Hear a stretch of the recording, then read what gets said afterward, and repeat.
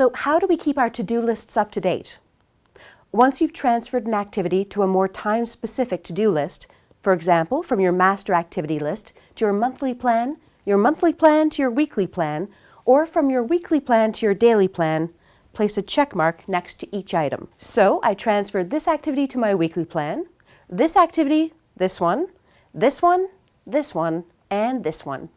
Once you've completed the activity, allow yourself the pleasure of putting a great big line through it. So I completed this activity, and this activity this week. Great accomplishments!